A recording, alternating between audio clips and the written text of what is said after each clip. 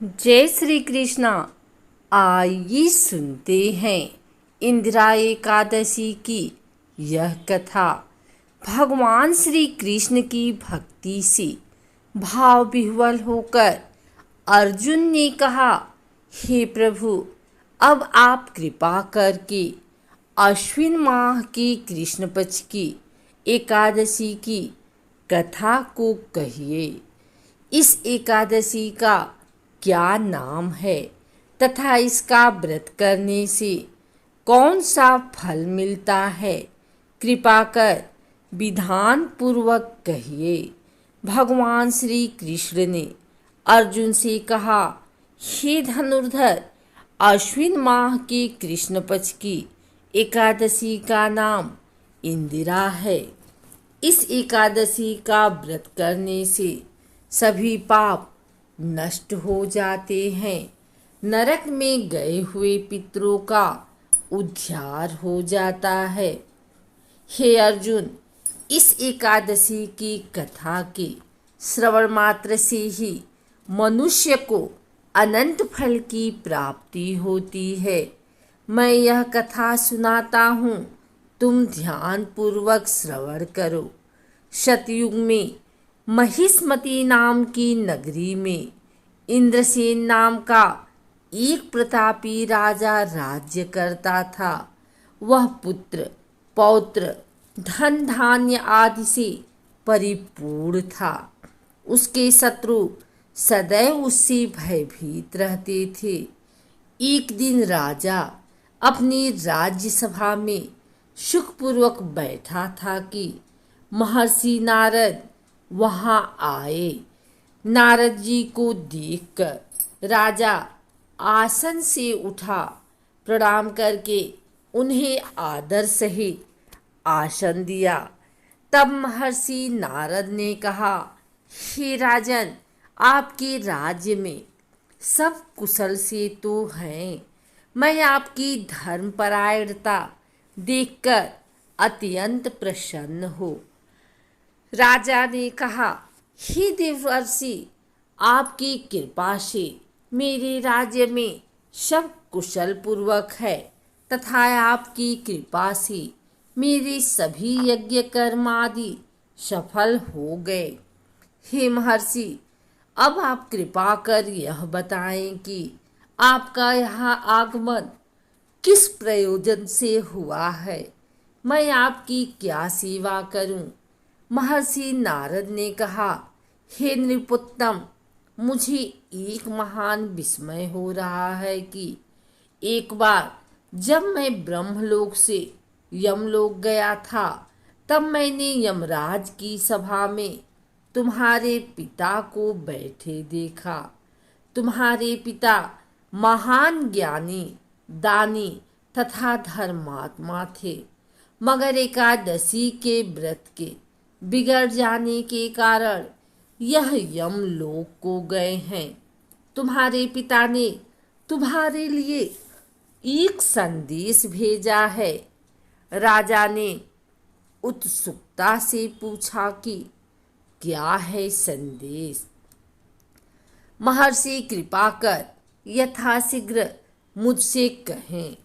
राजन, तुम्हारे पिता ने कहा है, महर्षि, आप मेरे पुत्र इंद्रसेन से, जो कि महिष्मती नगरी का राजा है, पास जाकर एक संदेश देने की कृपा करें कि मेरे किसी पूर्व जन्म के बुरे कर्म के कारण ही मुझे यह लोक मिला है। यदि मेरा पुत्र अश्विन माह की कृष्ण पक्ष की इंदिरा एकादशी का व्रत करे और उस व्रत के फल को मुझे दे दे, तो मेरी मुक्ति हो जाए। मैं भी इस लोक से छूटकर स्वर्ग लोक में वास करूं। इंद्रसेन को अपने पिता के यमलोक में पड़े होने की बात सुनकर महान दुख हुआ और उसने नारद से कहा, हे नारद जी, यह तो बड़े दुख का समाचार है कि मेरे पिता यमलोक में पड़े हैं। मैं उनकी मुक्ति का उपाय अवश्य करूँगा। आप मुझे इंदिरा एकादशी व्रत का विधान बताने की कृपा करें। नारद जी ने कहा, हे राजन, अश्विन माह के कृष्ण पक्ष की दशमी के दिन प्रातःकाल श्रद्धा पूर्वक स्नान करना चाहिए। इसके उपरांत दोपहर को भी स्नान करना चाहिए। उस समय जल से निकलकर श्रद्धा पूर्वक पितरों का श्राद्ध करें और उस दिन एक समय भोजन करें और रात्रि को पृथ्वी पर शयन करें।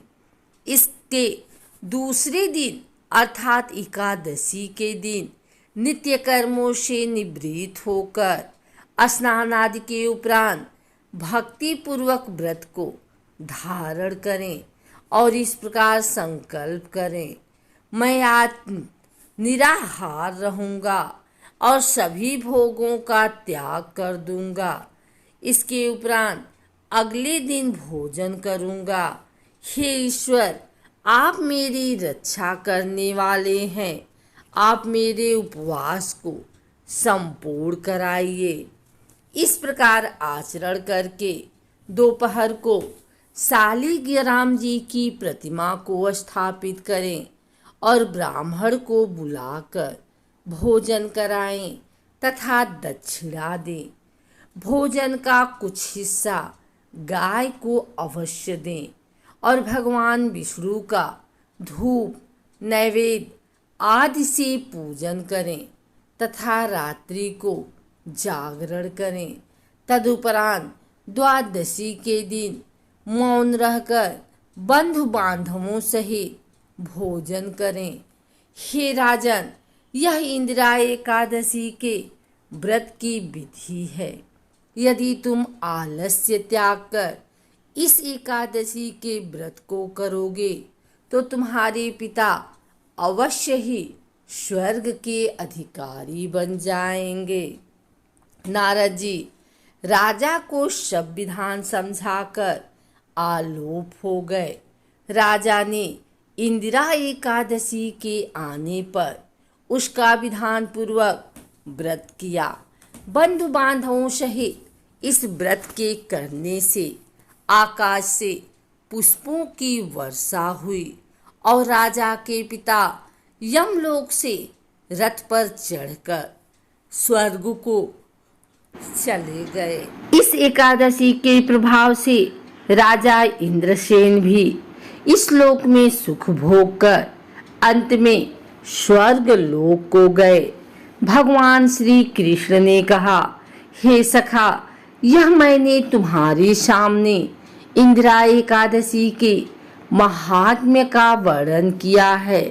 इस कथा के पढ़ने व सुनने मात्र से ही सभी पापों का शमन हो जाता है और अंत में मनुष्य स्वर्गलोक का अधिकारी बनता है। मनुष्य जो भी प्रण करे उसे चाहिए कि वह उसको तन मन धन से पूरा करे। किसी भी कार्य का प्रण करके उसे तोड़ना नहीं चाहिए।